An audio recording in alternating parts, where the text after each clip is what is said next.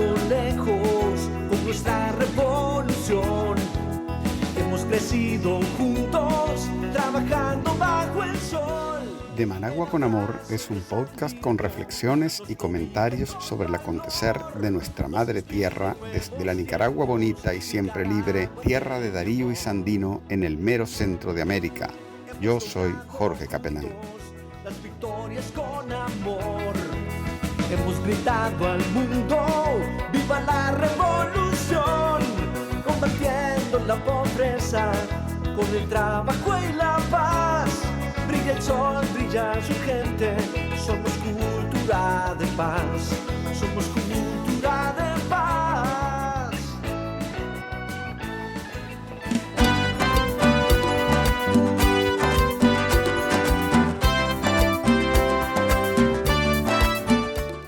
Hola a todos y a todas, aquí estamos en este segundo episodio del podcast de Managua con Amor.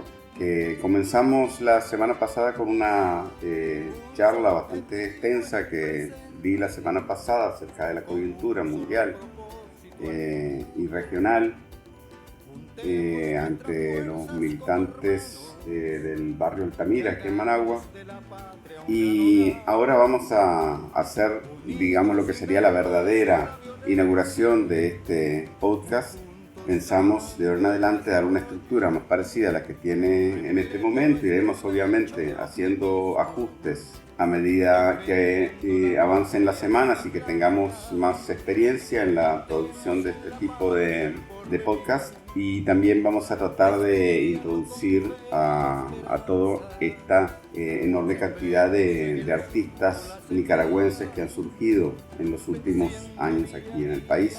La música de fondo que usamos para las viñetas es del compañero Carlos Fernando Baltodano y el tema se llama Nicaragua de mi amor. Vamos a ver si logramos salir cada semana o cada 15 días, todo depende de las posibilidades que tengamos nosotros, porque la verdad que tenemos muchas otras cosas que hacer. El blog, además, les recomiendo que visiten el blog mío, que es managuaconamor.blogspot.com.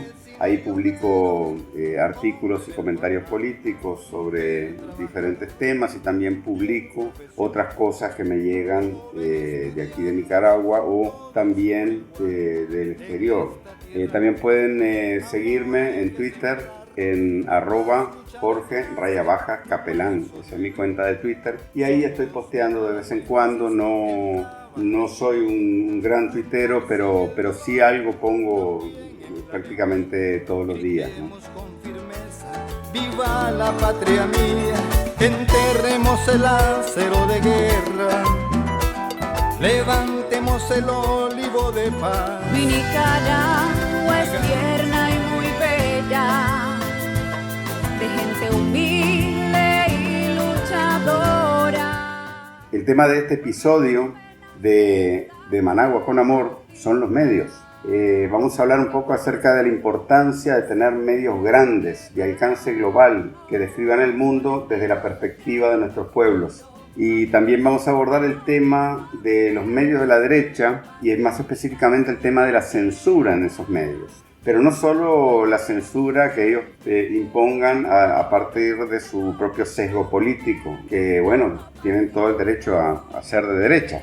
Pero vamos más bien a hablar acerca de cómo es la censura y la represión que implementan esos medios con su carácter de clase en el día a día del trabajo diario. En primer lugar, vamos a hablar aquí con los colegas Adolfo Pastrán y Erwin Vega sobre una noticia que tuvo lugar la semana pasada, que fue la inauguración en La Habana de una segunda sede del canal Telesur, o mejor dicho, de una tercera sede, porque ya tiene otras dos en Ecuador y en Caracas, ¿no? En Quito y en Caracas. Entonces la semana pasada inauguraron otra sede más en La Habana. Entonces vamos a hablar con estos dos colegas acerca del significado de esa noticia y vamos a analizar la importancia que tiene el canal Telesur. Lo que van a escuchar ahora es un fragmento del programa Estudio TN8 del jueves de la semana pasada por el canal 8, en el que estamos Adolfo y Erwin.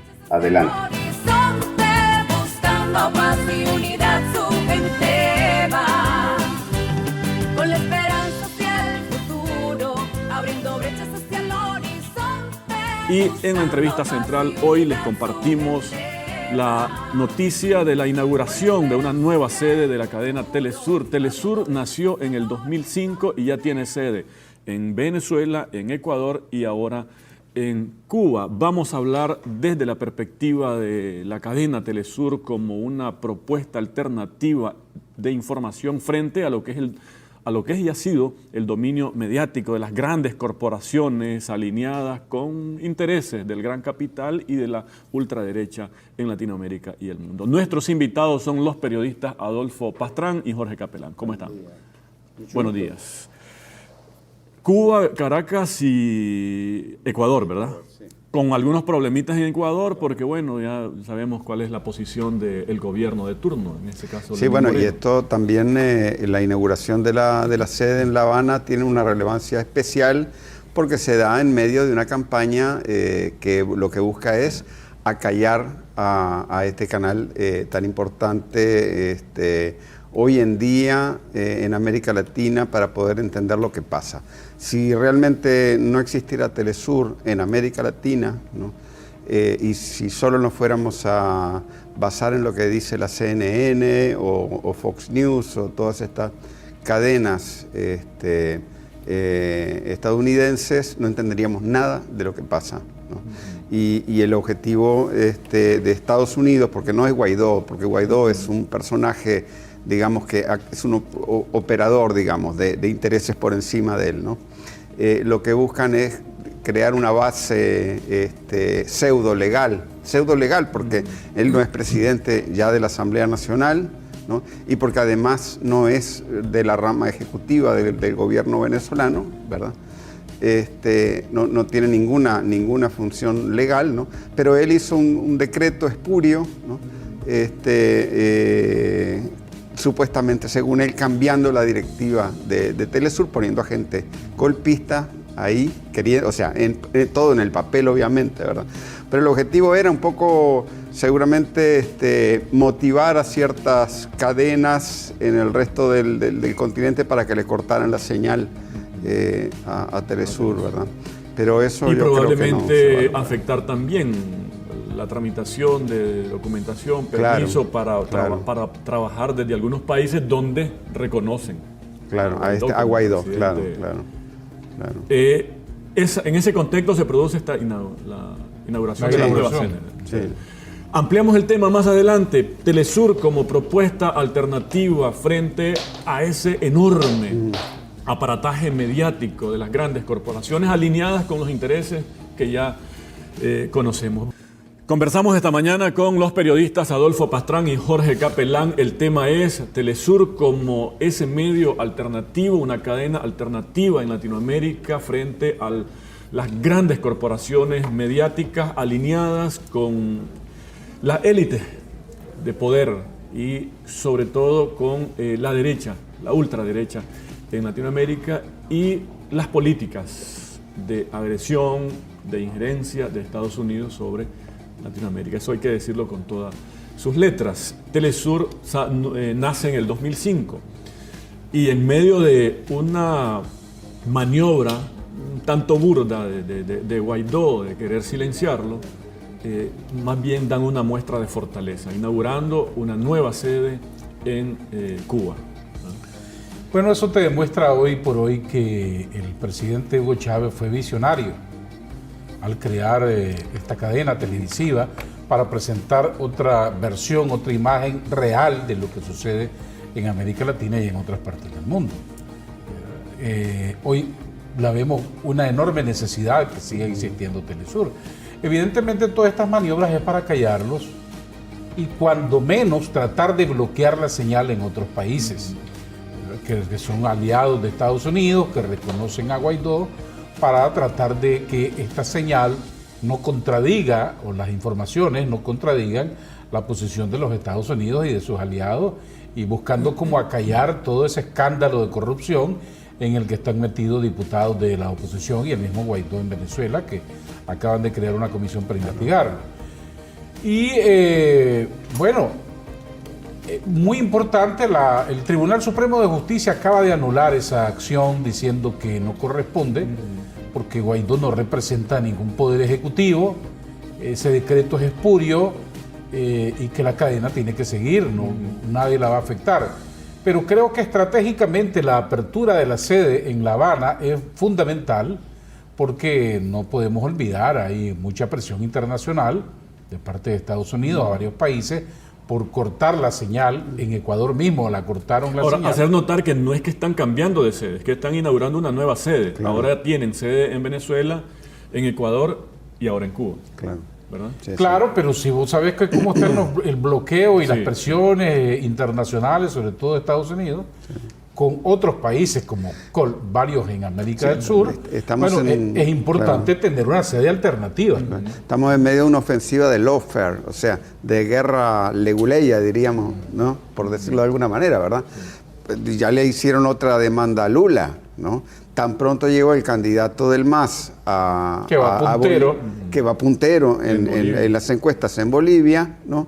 Lo primero que le entregan es una citatoria, ¿verdad?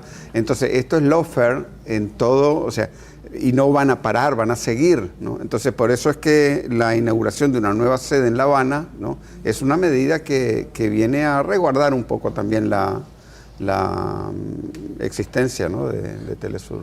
La sede en Ecuador tiene ahí una posición hostil de parte del gobierno de Lenín Moreno. Claro, lo que pasa también es que el gobierno de Lenín Moreno, hay que decir que está bastante débil y tiene una presión muy fuerte en la calle, pero van a tratar en cualquier momento de cortar eso, sí. Llama la atención esas acciones de tratar de silenciar. Significa Sí. que hay un trabajo que está, digamos, afectando Claro, pero- sí. las posiciones arbitrarias de esos Mira, gobiernos. Hay ¿no? una cosa que yo quiero recordar, o sea, recordemos cómo era esto en el año 2002, o sea, hace 18 años, ¿no? Muchos de los que van a votar el año que viene no habían nacido entonces, ¿verdad? En aquel entonces fue el golpe contra Chávez en Venezuela, y qué difícil que era enterarse de qué era lo que realmente estaba pasando en Venezuela, porque la CNN mentía, la televisión española mentía, no hablemos ya de Fox News, también mentía, ¿verdad? Todos los medios mentían. Y no fue sino porque Prensa Latina en aquel momento salió con la noticia de que Chávez no había renunciado, Sí. ¿verdad? Que se empezó a desinflar el golpe a nivel internacional, ¿no? Entonces, la decisión de montar Telesur, ¿no? Que fue una decisión estratégica del comandante Chávez, ¿no? También con el apoyo de todos los movimientos que estaban surgiendo en aquel momento, porque había una conciencia de que lo que se llamaba dictadura mediática, y que hoy en día se llama dictadura mediática, ¿no? Era una realidad terrible que silenciaba todas las luchas de nuestros pueblos. Incluso gracias a Telesur nos dimos cuenta de cómo fue el golpe de Estado contra Zelaya en Honduras, nos dimos cuenta de todas estas protestas que han habido últimamente, ¿no? Cómo, o sea, Telesur fue una de las cadenas que fue más consecuente, la más consecuente y la primera, estar en primera línea divulgando qué era lo que estaba pasando aquí en Nicaragua durante el golpe, ¿no? Evidentemente la información de Telesur, que presenta otra versión de la realidad, lo vimos recientemente lo que ocurrió en Bolivia, lo que pasó en Ecuador, lo mismo que ha pasado en Venezuela, duele y golpea a los que están detrás de todos estos movimientos tratando de controlar a la opinión pública o decir lo que les conviene y lo que no les conviene. Entonces, indispensable, fundamental, muy importante que Telesur continúe, y vemos que en el mundo también han surgido otras cadenas que no gustan a esos otros sectores, como RT, la cadena rusa, Hispan TV, que es la cadena iraní, que los han bloqueado en Facebook, los han bloqueado en la mayoría de las redes sociales, para que esas informaciones, que la otra versión, no llegue, ¿verdad? Porque uno ve a las cadenas de televisión totalmente inclinadas a los grandes medios corporativos, la mediática internacional. De nuevo aquí tenemos la doble moral, el doble rasero de quienes dicen ser paladines de la democracia y abanderados de la libertad de prensa y de expresión. cuando no pueden controlar esa libertad de prensa y libertad de expresión, entonces, si no la Así controlan, quieren asesinarla. No, si no te doblegas, entonces hay que sacarte del aire, a como de lugar y bloquearte por todas las redes. Hoy por hoy que las redes tienen una enorme penetración e influencia. Te tratan de bloquear, desacreditarte y en el caso particular de Venezuela tratar de controlarte. Nombraron una junta ahí prácticamente interventora para tratar de desmontarlo. No lo pudieron hacer porque no tienen ninguna base legal que lo sustente.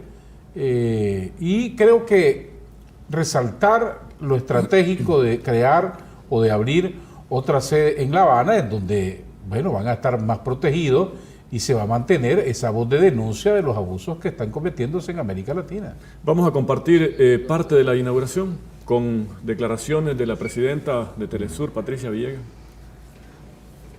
Llega para cumplir un sueño del comandante Chávez, un mandato del comandante en jefe Fidel de integrar el Caribe oriental, que es parte de este continente nuestro y que siempre se ha dividido por la barrera idiomática. Nacer en este momento, señor presidente, aquí en la ciudad de La Habana, tiene además el significado de que estamos en medio del fuego cruzado. Estamos recibiendo balas reales y balas simbólicas, y que podamos estar aquí resguardados por la Revolución Cubana, resguardados por el corazón y por toda la valentía de los cubanos y de las cubanas, para nosotros es un momento de muchísima emoción y muchísima ternura. Hemos podido hoy asistir al nacimiento de algo que era una necesidad para todos y que era también en estos momentos es una expresión de unidad. Podemos hacer las cosas de manera unida y podemos hacer cosas totalmente enaltecedoras. Es también una expresión de respuesta a los que han pretendido agredir a Telesur y a los que han pretendido amenazar a Telesur, que es nuestra visión televisiva de la América Latina y del Caribe. Bajo fuego cruzado, dice Patricia, y es que efectivamente han habido esos intentos de acallar a Telesur por todos los medios, ¿verdad? Y de bloquear ese trabajo de sacar a luz una versión distinta a la que intentan posicionar estas grandes corporaciones mediáticas alineadas con el fascismo y la ultraderecha que pretende hacer y deshacer en nuestros países. Caso de Bolivia, por ejemplo, si no ha estado Telesur y otros medios alternativos, la historia de CNN es que ahí, bueno, Evo Morales se había robado las elecciones. Claro, y que entonces, renunció ¿no? Sí, hubo vacío de poder, entonces vino la señora Áñez y tomó ahí de poder. No teníamos cómo desmentir y plantear la otra versión con información fidedigna de que efectivamente la mayoría del pueblo simplemente eligió a Evo Morales para continuar al frente del gobierno y que lo que hubo francamente fue un golpe de Estado. Noticias que en este momento han quedado totalmente refrendadas, confirmadas. Uno vio declaraciones desde hace 2 días de uno de los que fue candidato, Carlos Mesa, ahora admitiendo que sí hubo un golpe de Estado en contra de Evo Morales, porque ahora están dividiéndose la oposición en Bolivia, y ahora él está en contra de la señora Áñez porque se acaba de proclamar candidata presidencial, incumpliendo una de las promesas que ella hizo, que dijo: solo voy a hacer un gobierno transitorio y me voy para mi casa. Ahora quiere seguir en la presidencia. Eso ha dividido el voto de los opositores bolivianos. Si no existiera Telesur, probablemente no nos hubiésemos dado cuenta de eso, ni de los pleitos que tiene la oposición boliviana y venezolana en este momento, por llegar al poder a toda costa. Sí, incluso eso que dice Patricia Villegas sobre balas virtuales y balas reales, ¿no? Pero eso es una realidad, incluso no es de ahorita, porque ya hace un tiempo fue la corresponsal de Telesur en Quito fue atacada en la calle y amenazada de muerte, ¿no? Sí, tuvo que volver a Caracas. Sí. Exactamente, y recordemos también que esto no es solamente en el ámbito latinoamericano, es en el ámbito global, porque la historia de Libia se hubiera contado muy diferente si no hubiera estado Rolando Segura en el terreno, ¿no? Ahí cubriendo, pues, junto con otros periodistas como Lizzie Phelan, por ejemplo, la británica, ¿verdad? Pero lo cierto es que esa gente estuvo hasta el final, ¿no? Durante la guerra ahí en Libia, ¿no? Sí. Entonces, sí, eso es. El significado frente a esos ataques de contar con una nueva sede desde Cuba.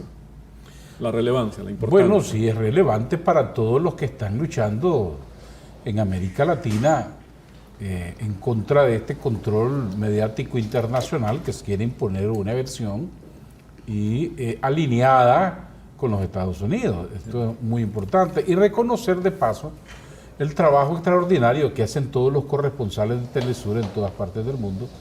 En diciembre que estuvimos en Venezuela, pudimos escuchar testimonios del trabajo difícil que realizan todos estos corresponsales. Los bloquean, los atacan, los persiguen, les roban las cámaras, les dañan las cámaras de televisión. Ocurrió en Bolivia, ocurrió en Ecuador, en el mismo Venezuela. La gente de Guaidó no los deja cubrirlo o los atacan.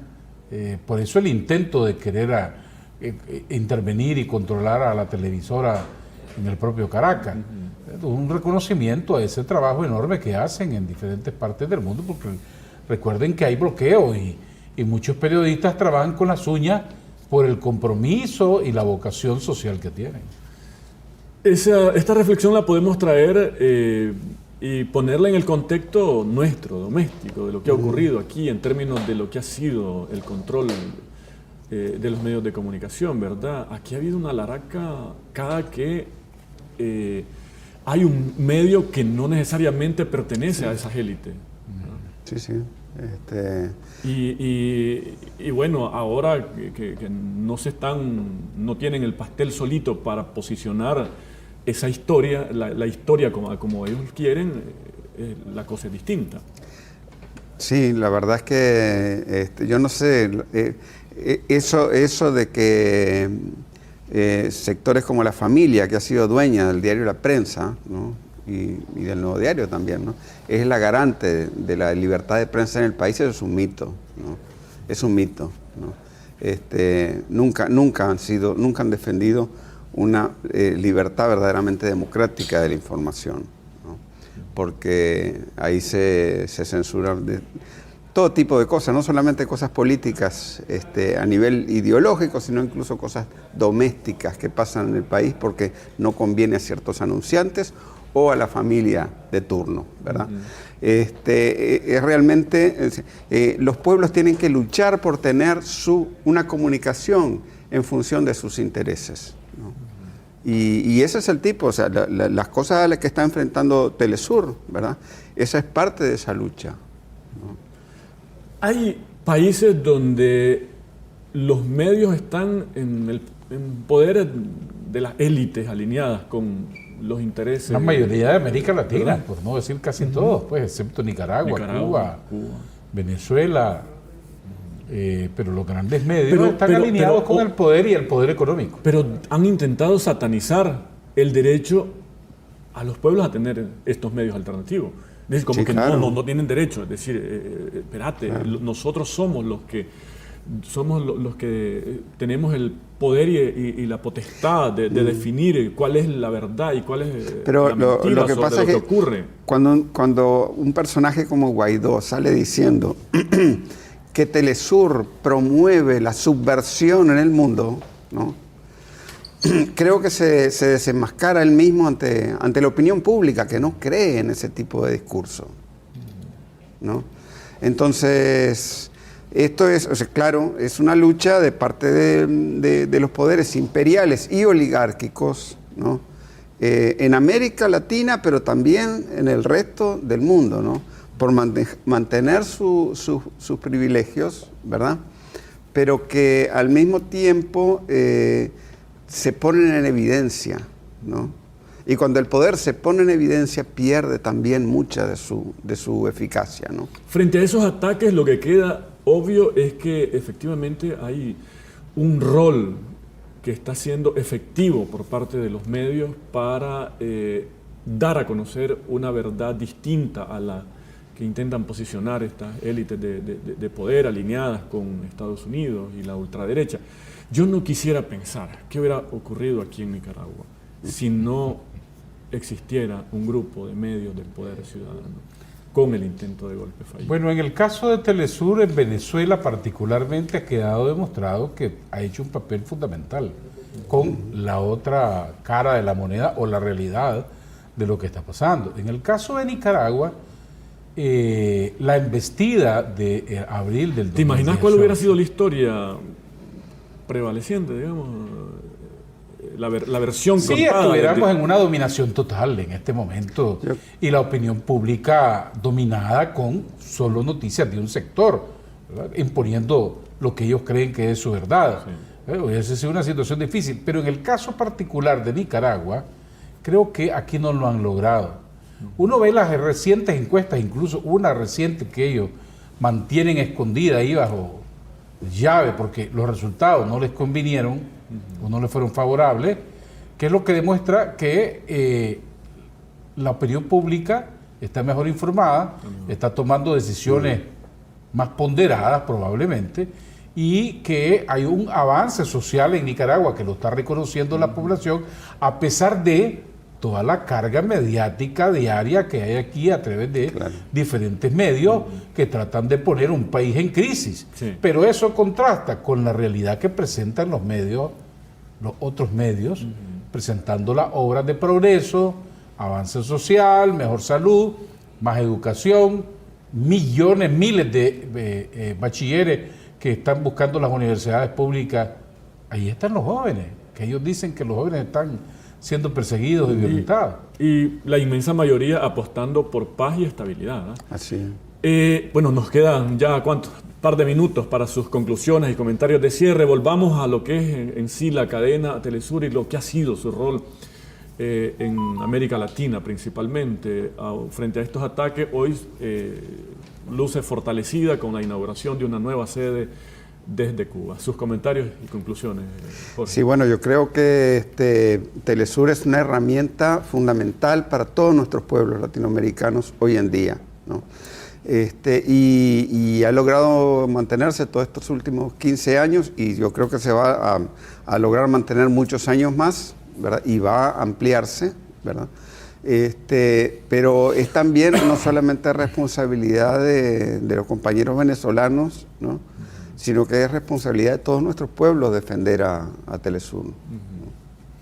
Bueno, hoy por hoy demuestra una vez más que esta fue una decisión muy sabia, visionaria, indispensable para presentar la verdad contraria a los grandes medios corporativos mundiales que tratan de someter a la opinión pública con sus creencias de que ellos tienen la verdad absoluta. Felicitar a Telesur por esta nueva sede y apoyarlo para continuar expresando y presentando la realidad de los hechos que ocurren en América Latina. Muchísimas gracias por habernos acompañado, Jorge. Gracias.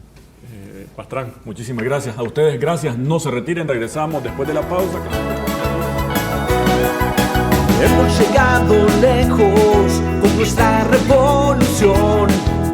Hemos crecido. Estamos alojados en Anchor.fm, la plataforma que democratiza la radio por internet, poniendo la producción de contenidos al alcance de todos y todas.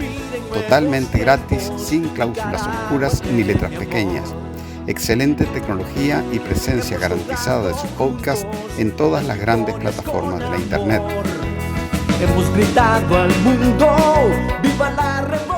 Si algún día logra ganar dinero con su podcast, Anchor.fm le cobrará una suma mínima, mucho más baja que cualquiera de las plataformas de podcasting comerciales. De paz, somos cultura de paz.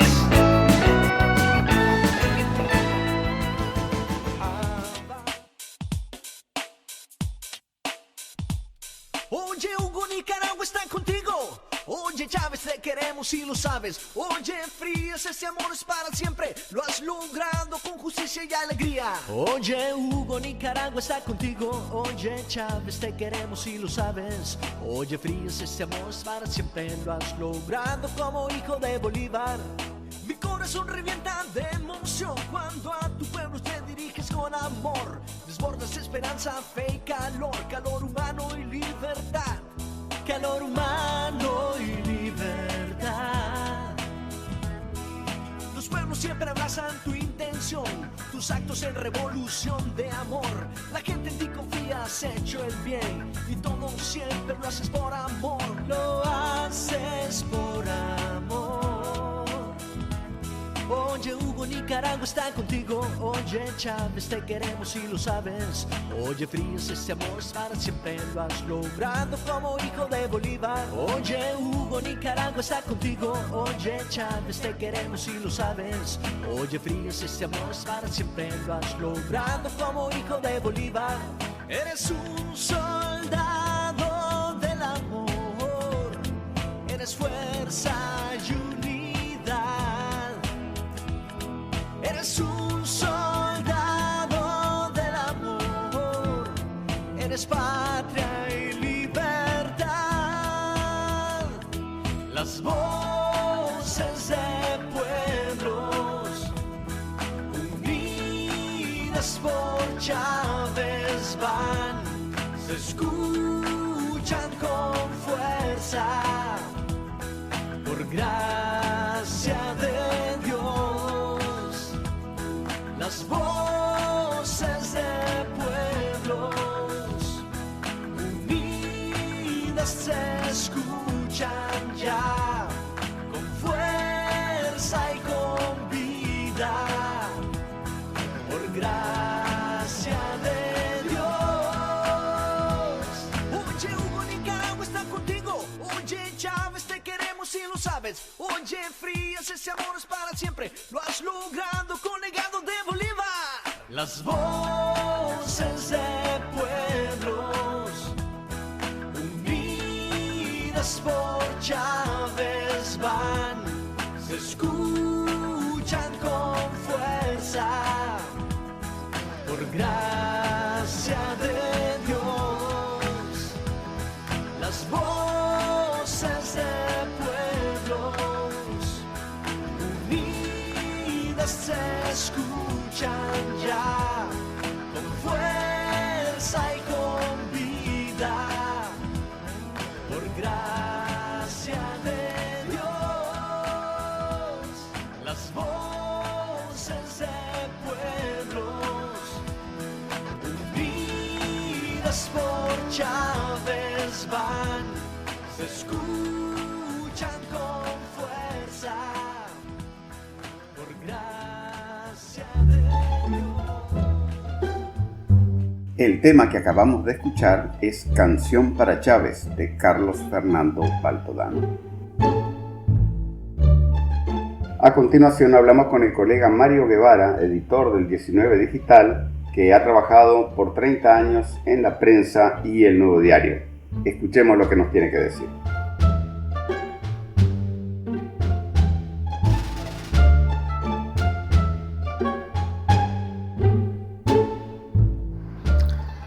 Bueno, entonces aquí estamos con el colega Mario Guevara, que es editor aquí del 19 Digital y tiene una larga experiencia periodística. Y el tema que pensamos abordar hoy es un poco cuáles son los límites de la libertad de expresión en estos medios que se las dan de dueños de la democracia y de las buenas costumbres mediáticas, ¿no? La verdad que Mario tiene muchos años de haber trabajado tanto en el Nuevo Diario como en la prensa y nos va a explicar unas cuantas interioridades de esos medios. Gracias, Mario, por estar. Gracias, Capelán, por la oportunidad que me das. Trabajé 15 años en el Nuevo Diario y 10 años en la prensa. O sea que le trabajé 25 años a los chamorros, ¿no? Sí. Y de las dos partes, pues yo he sabido cómo es la situación adentro, en lo que ellos se refieren a la libertad de prensa y eso, ¿no? Y más allá de lo que la gente se imagina de la parte política y todo eso, ¿no? Que vos dirías, pues es normal, pues porque ellos son conservadores y han sido opositores a la frente. Pues vos dirías, sí, claro, es como lo normal. Pero hay cosas tan anecdóticas, ridículas a veces, ¿no? Entonces, digamos, en la parte del Nuevo Diario un poco, ¿no? Había una situación que no que no podíamos a veces publicar cosas que estuvieran en contra, o no en contra, digamos. Un día se publicó un artículo sobre, decía, pues, todos los pecados que cometieron los personajes de la Biblia, pues, vos sabes que es una, pues, igual, pues, David, o sea, todos los personajes de la Biblia, entonces, no, inmediatamente se detuvo. Esa era una cosa, pues, ilustrativa. El Nuevo Diario. En el Nuevo Diario te estoy hablando. Supuestamente más liberal que la prensa. Más liberal. Pero hubo un tiempo, ¿no? Que ¿Y esto en qué época era? ¿No? Fue cuando ya asumieron los hijos de don Javier, cuando ya se murió don Javier. Pero de hecho también había muchas restricciones en algunas cosas. Pero ellos eran un poco más liberales. Pero no podían hablar mal de cosas de los santos, ni de la iglesia.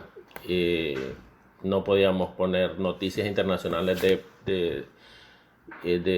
sacerdotes que habían sido acusados de violación. Internacionales, no te estoy hablando nacionales, internacionales. No podíamos poner nada que en contra de la iglesia.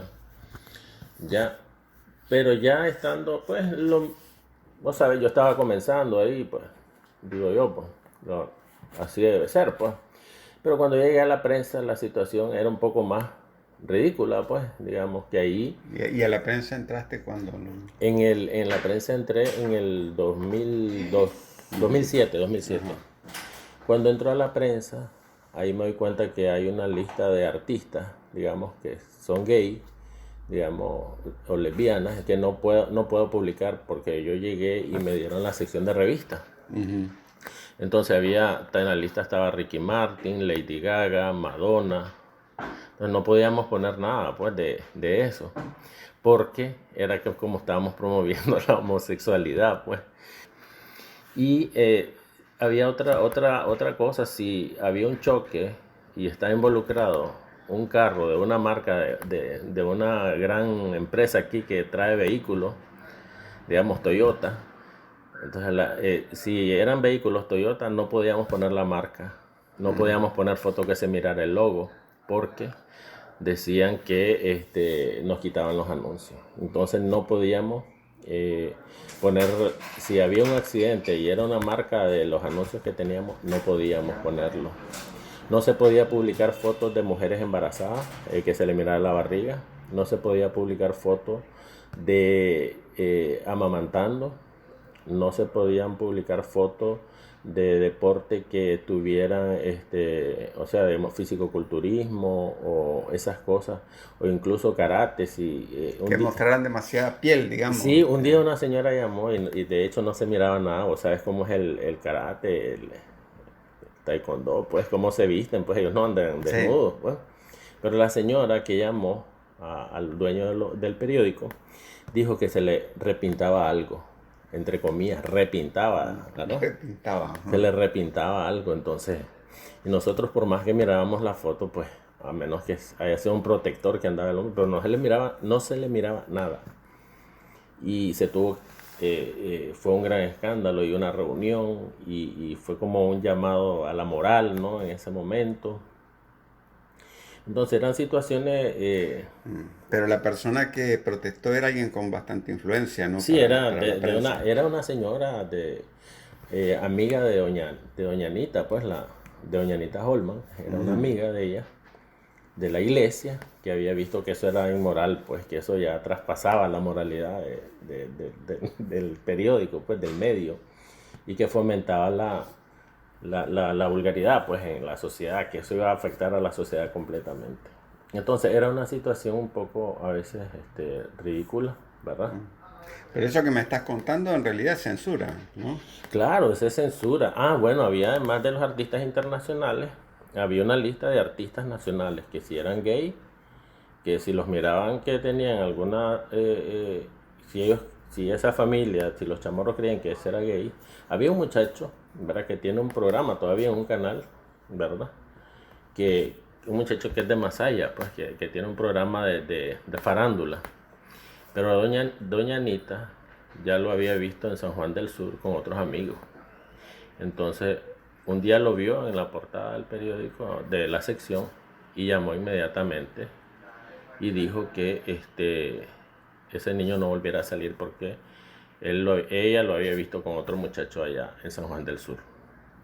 Entonces, y así una lista de personas cantantes que si tenían preferencias sexuales diferentes a las que ellos creen que es lo que debe ser, pues, y esa censura, pues estoy hablando de artistas nacionales, lo que dijeron fue no quiten eso y mejor pongan un cable internacional.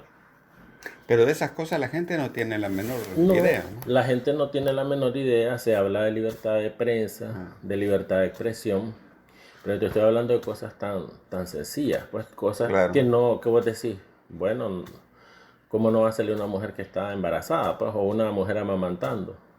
O sea, como un artista internacional, o sea, no creo que Madonna lea la prensa, ¿no? O que Ricky Martin le interese salir en la prensa, ¿no?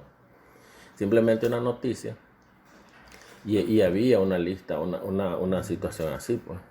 ¿Y cómo era que habían artistas que como no pagaban anuncios, entonces no recibían cobertura, me habías contado? Claro, había una situación, nosotros publicábamos, llegaban los artistas nacionales, los artistas que se van a presentar en el teatro y en algunos bares. Acuérdate que antes estaba la Ruta Maya y esas cosas. Entonces nos pedían los artistas, mira, sácame una notita que voy a tocar en tal parte. Nosotros les hacíamos un pequeño perfil, pero llegó un momento que dijo el señor que si esos restaurantes no pagaban anuncios, no se les publicara nada a esos artistas. Y vos sabés que los artistas viven de las entradas, los artistas viven de la taquilla, pues.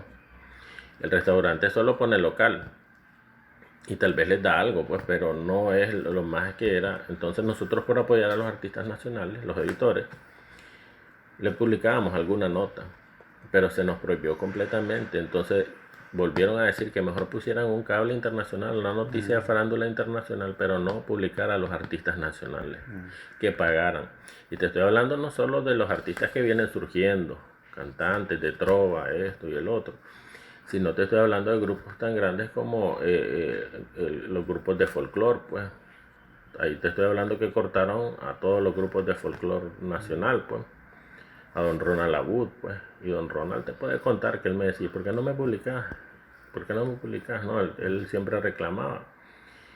Y los otros grupos también, Macehual y todo eso, no se les publicaba nada, aunque fueran grupos que tenían años, que eran toda una institución en folclore, pues. Entonces no se les publicaba porque el señor en algún momento, don Hugo Holman, dijo que tenían que pagar, que pagaran.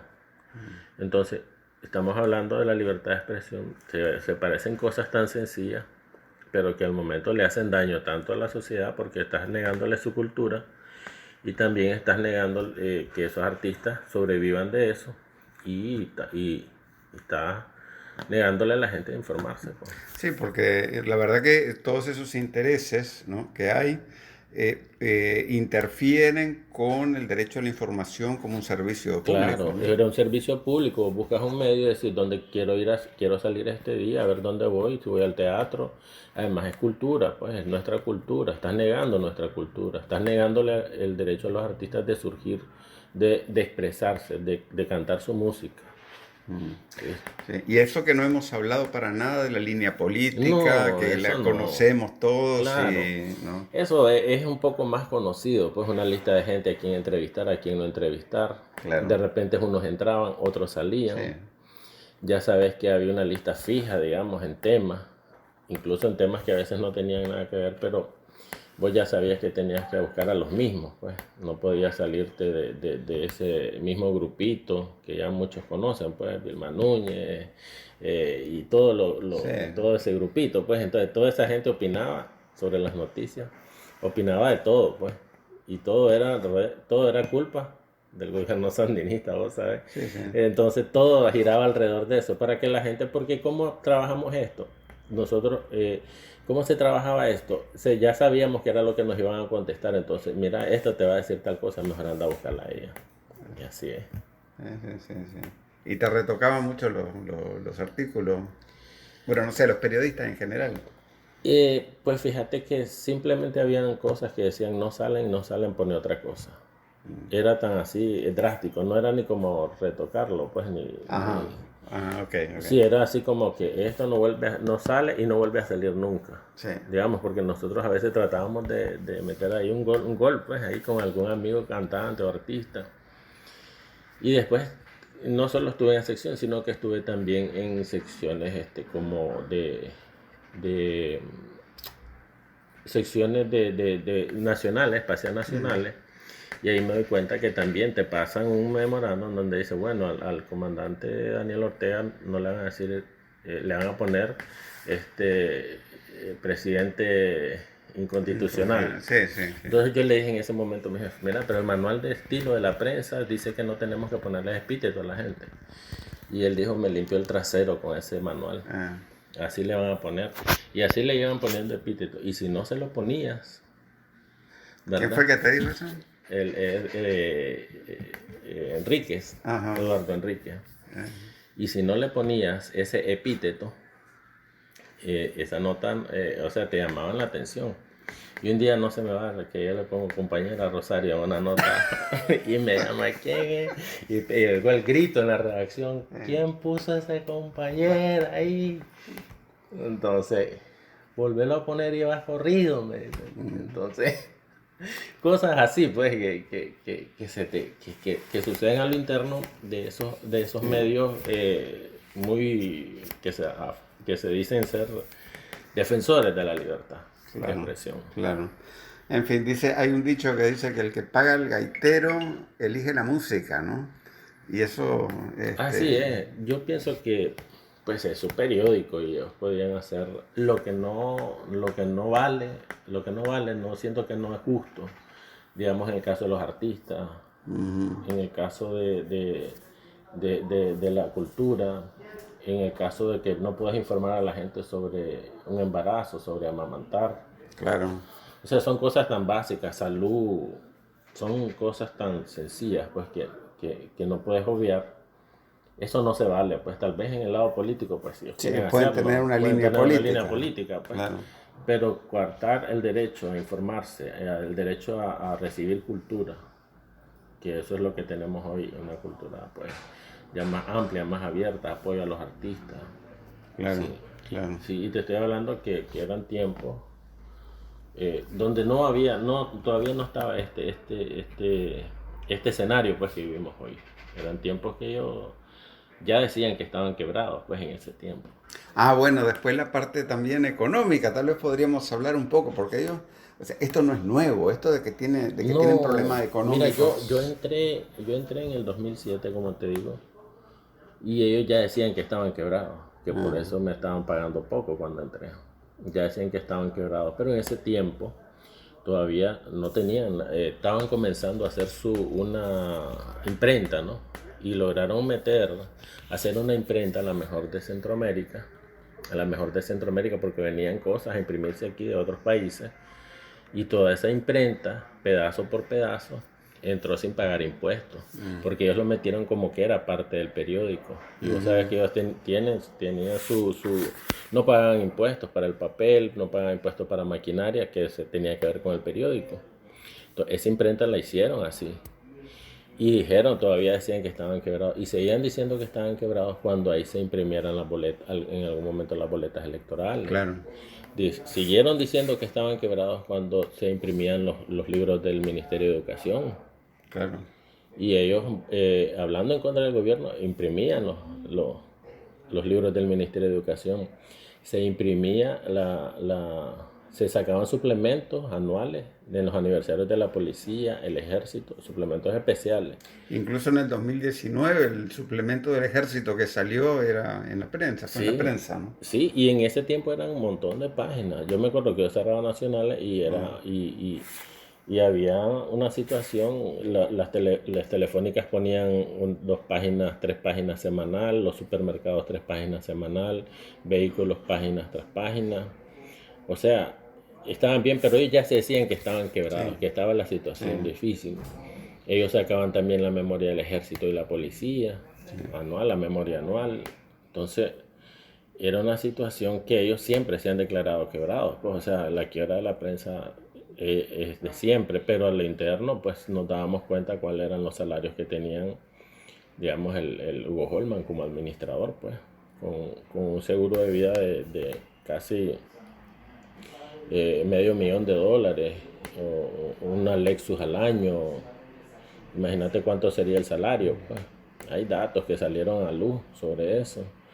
Y entonces, pero seguían en quiebra ellos. Y aún así, hicieron un gran edificio al fondo donde pusieron la imprenta, un edificio de 2 pisos. Entonces, pero seguían quebrados. Y cuando nosotros pedíamos un aumento salarial, no podían porque el gobierno los tenía ahogados. En ese tiempo, te estoy hablando. Ellos siempre decían, el gobierno nos tiene ahogados. Y tenían una bodega full de papel, tenían tinta hasta para tirar para arriba. Entonces, es una situación, mira, yo soy cristiano y cuando dicen que cuando vos te declaras algo, en algún momento pues te pasa. Y ahora sí creo pues que estén en quiebra, pues como veo Costán, pues porque ya la situación de los periódicos cambió, pues ya nadie lee en papel, pues. Claro, que ese es un problema global. Es un problema global, correcto. Ellos lo ponen como que fue un problema local, pero si vos te fijas, en todos los países ya los periódicos van desapareciendo porque todo quedó digital. Y en digital tienes que cambiar la forma de redactar y todo. Es un cambio total que ellos no están asumiendo. Ellos solo están hablando de lo local y nadie se va a meter a un periódico de un país solo para leer las noticias de ese país. Es un poco la situación de enfoque, pues. Pero es una situación que ellos la vinieron declarando y se les cumplió, pues, al final. Pero sí había, como volviendo al caso de la censura, era una situación, incluso había una carta, ¿no?, que había dejado la abuela de los chamorros, ¿no?, que decía no poner, en esa carta le decía a mis hijos, ahora que ustedes tienen un periódico, no pongan esto, no publiquen lo otro. Entonces ellos le tomaron la carta de la abuelita, ¿verdad?, como una base para su medio, pues. Y entonces un día que salió algo, nos llaman y nos leen la carta delante de todos, pues. Solo nos quedábamos viendo nosotros, ¿verdad? Pues, porque nos sentíamos en el oscurantismo completamente. Claro. Sí, era una cosa de película, pues. Sí, película, mala película, pues. Sí. Entonces, pero... Y ahí, ¿qué vamos a hacer? Como decís vos, ellos eran dueños de la imprenta, ellos son dueños de su libertad de prensa. Entonces la libertad de prensa esa es para ellos, ¿no? Y una libertad que brilla por su ausencia también es la de organización sindical, ¿no? Ah, sí, Jorge, ahí no se podía ni mencionar la palabra sindicato. Yo recuerdo que hubo una situación, se publicaron unas fotos que no tenían el derecho de autor y entonces el autor obviamente pegó el brinco y cobró sus fotos. Entonces esas fotos se las cobraron al fotógrafo de turno, al editor de turno, al periodista que hizo la nota y al jefe de información también. Entonces el fotógrafo en un momento dado pues dijo en la redacción, pues habló en voz alta, dijo: creo que si existiera un sindicato en este periódico no se diera esta situación, porque realmente pues ellos no tenían por qué asumir esa situación, pues. Entonces, eso lo dijo como a las 3 de la tarde. A las 5 de la tarde, que él era su salida antes de irse, le entregaron su carta de despido. Y eso fue como una señal para los otros periodistas que no... Era como para decirles, miren, ni siquiera se les ocurra, pues, mencionar la palabra sindicato porque ya saben qué es lo que puede pasar, pues.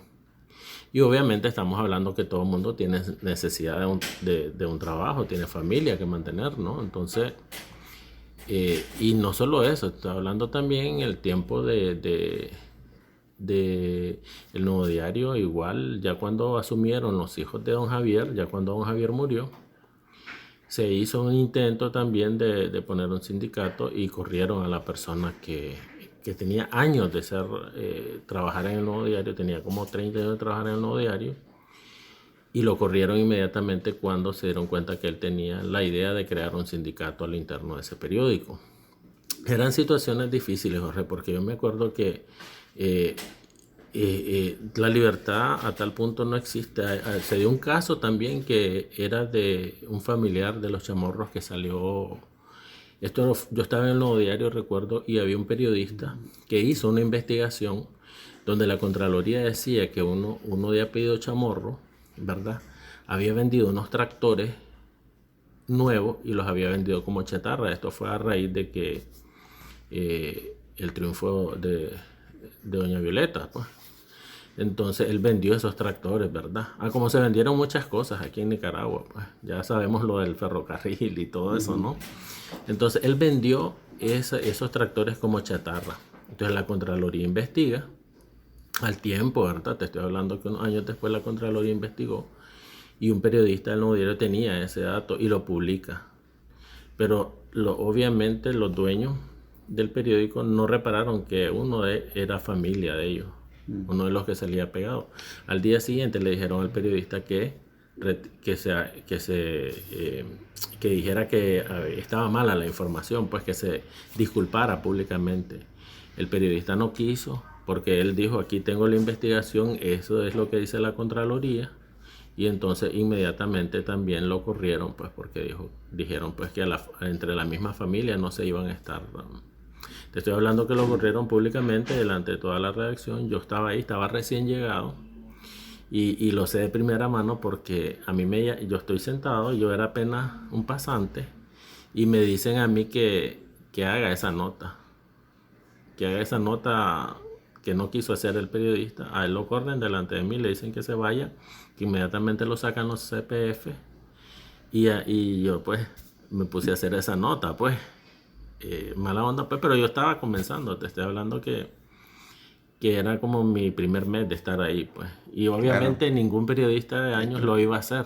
Claro. Entonces me agarraron a mí en ese momento. Sí. Entonces es una situación complicada la que se vive en los medios. No es la tal libertad que uno piensa.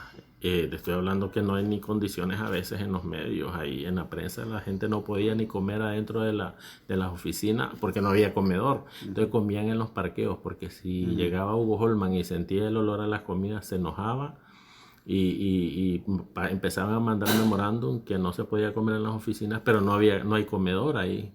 La gente comía en los parqueos, sentados en las barritas amarillas donde pegan los carros en los parqueos. Ahí comía la gente con su panita o su comida que iban a comprar. Pero también al mismo tiempo que había, o sea, que se cubrían la espalda entre los dueños, la familia, ¿verdad? Pero también había una lucha por el poder bien encarnizada, ¿no? Allá adentro. No, claro, sí, había una lucha. Yo recuerdo, en el caso del Nuevo Diario, ¿no? Recuerdo que cuando ya Danilo Aguirre ya empezó a perder poder, ¿no? Porque llegaron los hijos de Javier. Pues de hecho el muchacho que él llamó a uno, ¿verdad? Y le dice, mira, aquí vienen los hijos de Javier y ya todo esto va a cambiarle ese. Y fue a ese muchacho que le dijo, mira, ¿y por qué no te haces un sindicato?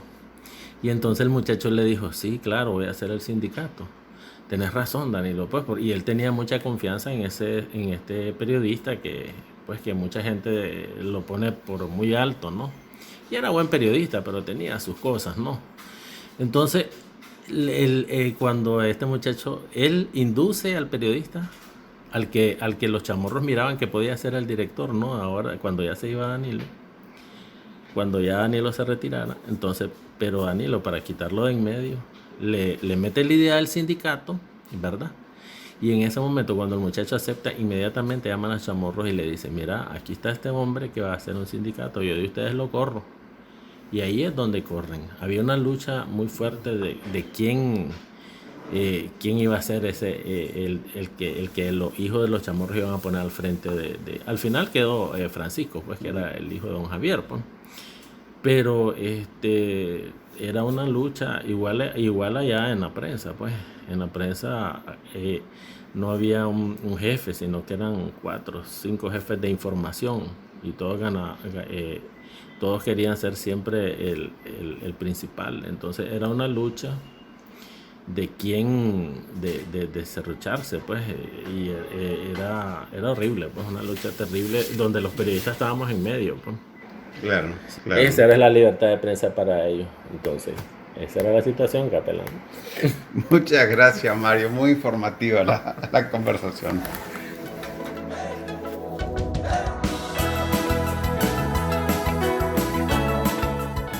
Y así llegamos al fin de este episodio del podcast de Managua con Amor. Muy pronto, más temprano que tarde, estaremos de regreso con ustedes con más análisis y comentarios con el mundo visto desde la tierra del Darío Sandino en el mero centro de América. El sol, el abrazo de Sandino nos cobija con valor, nos inspira en nuevos tiempos, Nicaragua de mi amor. Hemos logrado juntos las victorias con amor. Hemos gritado al mundo, ¡viva la revolución! Combatiendo la pobreza con el trabajo y la paz. Brilla el sol, brilla su gente, somos cultura de paz. Somos cultura de paz.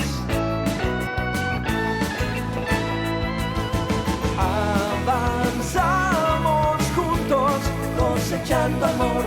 Trabajamos juntos con la bendición de Dios. Avanzamos juntos, cosechando amor.